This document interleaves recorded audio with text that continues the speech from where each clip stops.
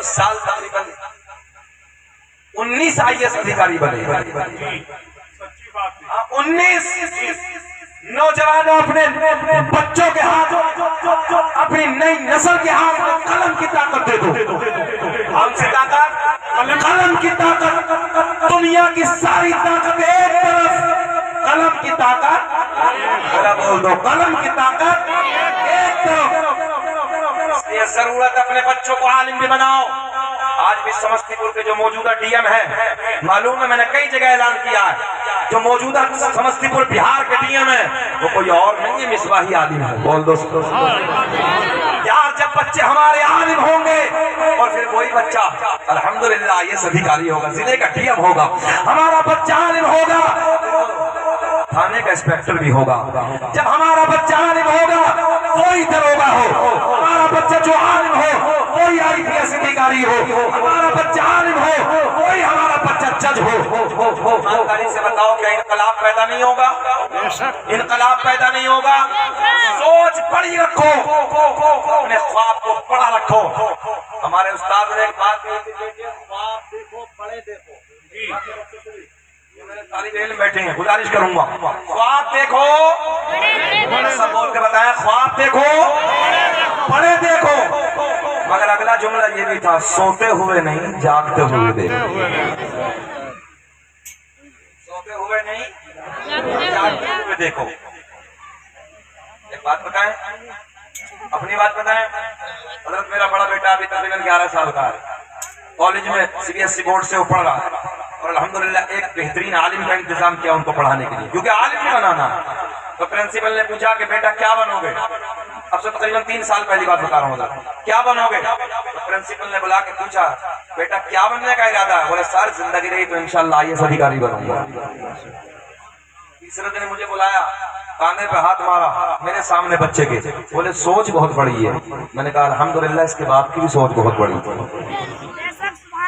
आपकी बातें बताने लगा हूं, मेरा एक ख्वाब था कि इंशाअल्लाह जिंदगी रही, समझो बच्चों को, एक ख्वाब था कि जिंदगी रही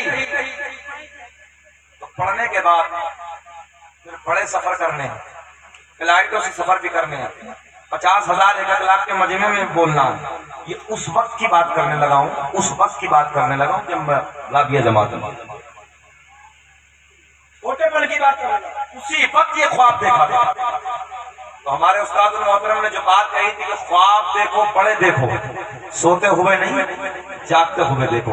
अल्लाह का फजल है आज वो मुकम्मल हुआ मौलाना ज़ियाउल्लाह साहब और हमने 2-2 लाख के मजमे में तकरीरें की।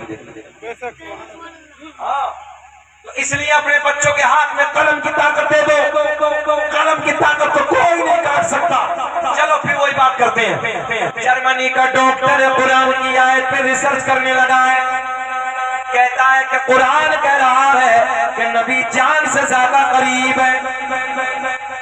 हमारे नौजवानों को तो पढ़ने का ही टाइम नहीं, फुर्सत ही नहीं।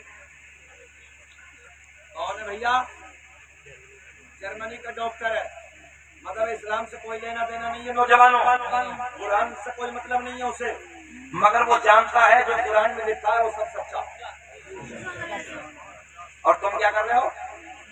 आराम से रातों को मोबाइल देखो, उसमें आ रहे गाने ड्रामे मक्कारिया और दुनिया तुम्हें समझ गए ना। अब देखो ये रिसर्च कर रहा कुरान में, ये कहता है मैंने कुरान की आयत को पढ़ा, उसका तर्जुमा पढ़ा कि नबी जान से ज्यादा करीब है। मैं मेडिकल साइंस में पहुंचा, जाने के बाद मेडिकल में जाने के बाद मैंने इंसानी बॉडी को निकाला।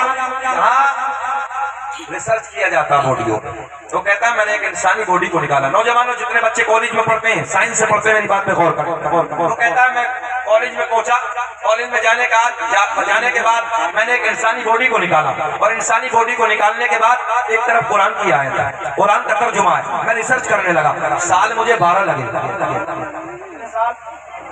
कितने साल? 12 साल। वो कहता है 12 साल के बाद जो कुरान ने बताया कि नबी मोमिनों की जानों से ज्यादा करीब है, वो कहता है मैंने इन इंसानी बॉडी को उठाने के बाद मैंने सीने को फाड़ा, सीने को चाक किया। सीने को चाक करने के बाद मैंने दायां फेफड़ा निकाला, बायां फेफड़ा निकाला। दोनों फेफड़ों को निकालने के बाद मैंने टेबल पे रख दिया। टेबल पे रखने के बाद आला खुर्दबीन के जरिए, आला मशीन के जरिए, दूरबीन के जरिए बड़ी बड़ी मशीनें लगाने के बाद मैंने टेस्ट किया, मैंने रिसर्च किया। और नौजवानों जुमले पे गौर करो, वो कहता 12 साल के बाद जो कुरान ने ऐलान फरमाया नबी मोमिनों की जानों से ज्यादा करीब है। मैंने फेफड़ों पे रिसर्च किया, मैंने देखा दाएं फेफड़े पे लिखा नजर आ रहा है ला इलाहा